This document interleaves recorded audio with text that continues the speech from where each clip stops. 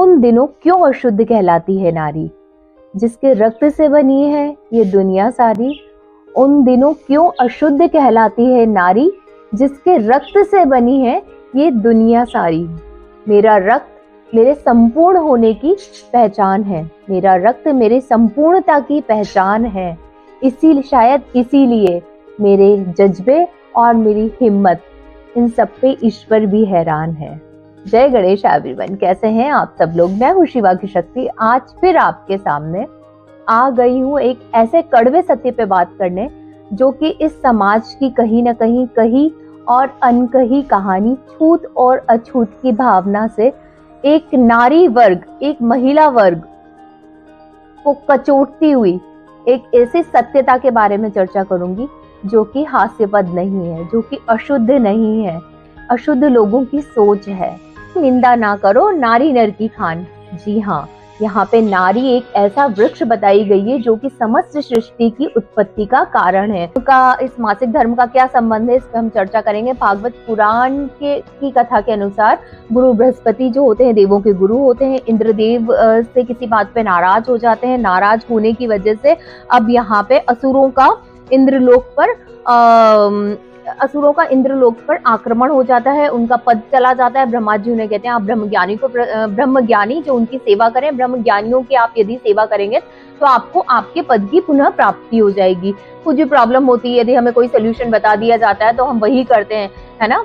कैसे भी साम दाम दंड भेद, हमें हमारी चीजें वापस मिल जाए। ऐसे में इंद्र भी जाते हैं, ब्रह्मज्ञानी के पास जाते हैं और यज्ञ हवन पूजा सारी सामग्री देवों को खुश करने के लिए अर्पण, यज्ञ में कि देव भाग कि देवों को उसका भाग मिले, अर्पण की जाती। ऐसे में जो ब्रह्मज्ञानी होते हैं, इनकी माता एक असुर प्रवृत्ति की स्त्री होती है, असुर एक राक्षसी होती है। तो ऐसे में ब्रह्मज्ञानी वो उस सामग्री का कुछ भाग जो है असुरों को भी देते हैं। असुरों को देने पे इंद्रदेव नाराज हो जाते हैं और उस ब्रह्मज्ञानी की हत्या कर देते हैं। हत्या करते हैं तो उसे ब्रह्म हत्या का पाप यहाँ लग जाता है। ऐसे में इंद्रदेव भगवान विष्णु के पास जाते हैं और उस ब्रह्म हत्या के पाप से निवारण के लिए उनसे अनुरोध करते हैं और कहते हैं उसी पाप को 4 भागों में बांट दिया गया था, जल में, वृक्ष में, भूमि में और स्त्रियों में। यस, तो कहते हैं हर महीने जो लेडीज में, जो गर्ल्स में जो पीरियड्स होते हैं, जो मेंस्ट्रुएशन साइकिल होती है, ये उसी का ही एक पार्ट बताया गया है। जो उस हिसाब से तो आपको 4 दिन जल भी नहीं पीना चाहिए, है ना, और पेड़ों की छांव भी नहीं लेनी चाहिए, हमें ऑक्सीजन भी लेना बंद कर देना चाहिए, राइट। हमें तो फल फ्रूट्स भी नहीं खाना चाहिए पर्टिकुलर वो 4 डेज, है ना। और भूमि, हमें तो भूमि को छूना भी नहीं चाहिए। तो ऐसे में मैं आपसे कहना चाहूंगी, कहीं आप उस माँ आदि शक्ति की यहाँ कहीं अवहेलना तो नहीं कर रहे। देखिए यहाँ पे जो है स्वयं भगवान शिव ने एक उदाहरण पेश किया है शिव और शक्ति मिलन का, शिव के उस निराकार स्वरूप का, जो कि शिवलिंग के रूप में जगह जगह विराजमान है। शिव का वो स्वरूप जो किसी मूर्ति में नहीं है, जो किसी चित्र में नहीं है, लेकिन वो एक लिंग में वर्णित है। जहाँ उसकी पूजा की जाती है, वहां पे शिव ने अपना ठप्पा लगा दिया। यही मेरा शिव का शक्ति से मिलन है। माँ भवानी आदि शक्ति जगत जननी देवी माँ कामाख्या, काम रूपिणी देवी। देखिए यहाँ पे तो जितने भी यहाँ पे साधु संत, पुजारी, पंडित और मैं कहूंगी तंत्र विद्या करने वाले तांत्रिक, ये सभी लोग माँ आदि शक्ति के मंदिर में लाइन लगा के खड़े हुए हैं। किस लिए? अंबुवाची वस्त्र के लिए, प्रसाद रूप में कैसे न कैसे अंबुवाची वस्त्र मिल जाए। तो देखिए यदि वो अशुद्ध है तो क्यों आप उसे प्रसाद रूप में लेने के लिए लाइन लगा के खड़े हैं। भारत कालीन एक कथा की छोटी सी चर्चा करूंगी, जहां पे भगवान श्री कृष्ण ने भी एक उदाहरण पेश किया है ना। प्रबल प्रेम के पाले पड़कर प्रभु को नियम बदलते देखा, अपना मान भले टल जाए, भक्त का मान न टलते देखा। ये बात है जब द्रौपदी की चीरहरण की, जब वहां पे द्रौपदी का चीरहरण किया जा रहा था, जब वहां कहते हैं कि उस स्थिति में द्रौपदी यहाँ पे रजस्वला थी और इस स्थिति में वो भगवान श्री कृष्ण को याद करती है और भगवान श्री कृष्ण उसी चीर में, उसी साड़ी में, भगवान कृष्ण ने एक बार भी नहीं सोचा कि द्रौपदी रजस्वला है और मैं नहीं जाऊं उसकी हेल्प करने के लिए, क्योंकि वो तो अछूत है। यदि वो अछूत थी तो भगवान स्वयं उसकी साड़ी में क्यों समाहित हो गए, है ना।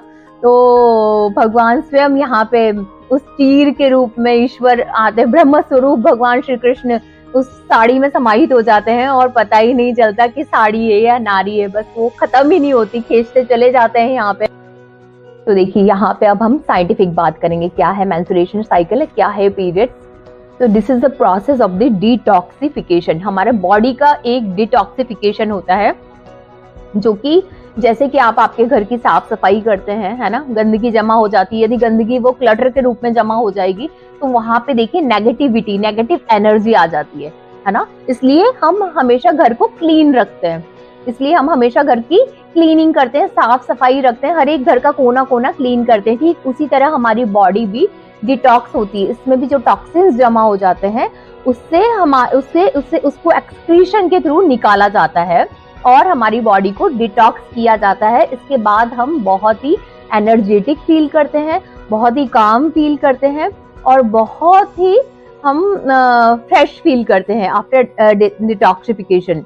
हम यहाँ पे योगासन्स की बात करें तो योगासन्स में हम क्या कर रहे हैं, इनहेल कर रहे हैं, एक्सहेल कर रहे हैं, हमारी ब्रीदिंग टेक्निक पे हम अपनी ब्रीदिंग पे वर्क कर रहे होते हैं, है ना।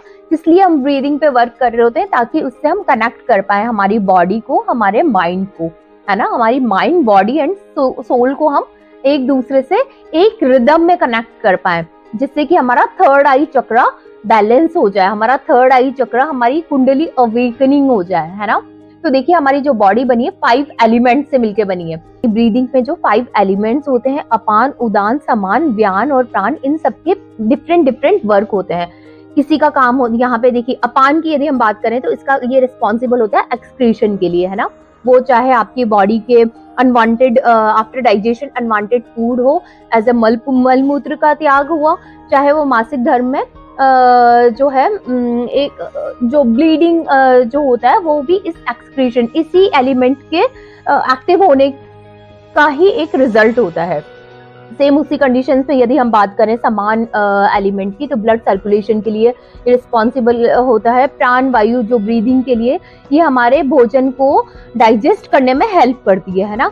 मैंने जब आपको स्वर विज्ञान के बारे में जब मैंने बताया था, तब मैंने बताया था स्वर नाड़ी और चंद्र नाड़ी। तब हमारी चंद्र नाड़ी जागृत होती है, उस समय हमें भोजन को अवॉइड करना चाहिए कि हम भोजन खाएं।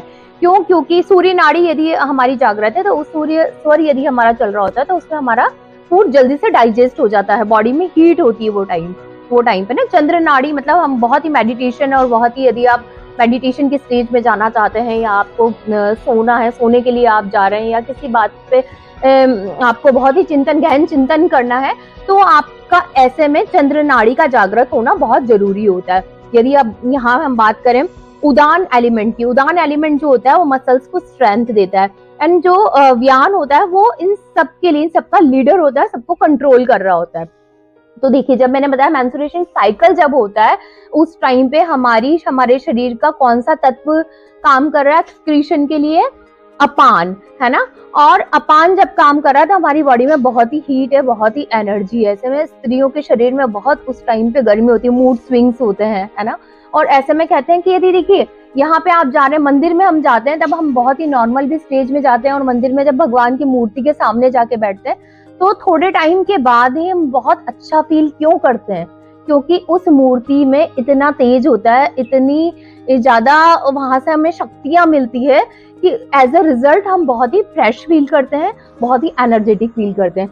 तो स्पेशली उस केस में जब लेडीज रजस वाला है, तो यही सजेस्ट करूंगी, यदि आप मेंस्ट्रुएशन साइकिल्स यदि आपका चालू है, यदि आपके पीरियड्स चालू है, तो उस टाइम पे आप मानसिक पूजा पे ध्यान दीजिए, मेडिटेटिव अपने आप को बहुत ही रिलैक्स, क्योंकि ऑलरेडी बॉडी में बहुत कुछ हो रहा होता है, तो ऐसे में आपको रिलैक्स होने की जरूरत होती है और मानसिक पूजा करें, मानसिक ध्यान करें। यहाँ पे देखिए जो साइंस जो बोल रहा है वो आपको रिलैक्स करने के लिए, रेस्ट करने के लिए बोल रहा है 3-4 डेज, जबकि आपकी बॉडी की रिक्वायरमेंट है, अदरवाइज आपको आगे चल के बहुत सारी बीमारियों का सामना करना पड़ सकता है।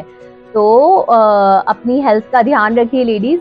कि देखिए जो 28 डेज का साइकिल होता है, इसमें एक फॉर्मेशन होता है, एक जो बनता है वो की जाता है फैलोपियन ट्यूब में, है ना। 14 डेज के बाद में क्या होता है, वो फैलोपियन ट्यूब में चला जाता है, औरतों का जो गर्भाशय होता है उसकी फैलोपियन जो नली होती है उसमें वो चला जाता है।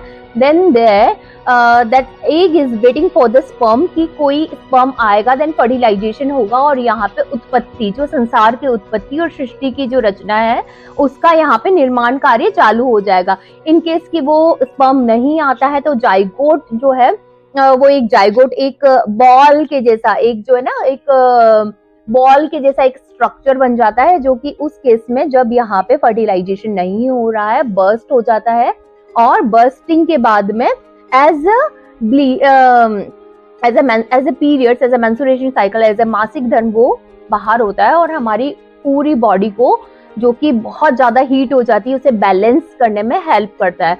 लेडीज के शरीर की सारी गंदगी को उस ब्लड के थ्रू बाहर निकाल दिया जाता है। तो yes, this is the science behind the मासिक धर्म। विश कि मैंने जो समझाया आपको काफी हद तक समझ में आया होगा, और इसके अलावा आप मुझे कमेंट कर सकते हैं, मैं कोशिश करूंगी आपके सभी कमेंट्स का रिप्लाई करूं। और यहाँ पे मैं जगत जननी माँ भवानी माँ कामाख्या देवी को प्रणाम करते हुए अपनी वाणी को यहीं विराम दूंगी। जय माता दी।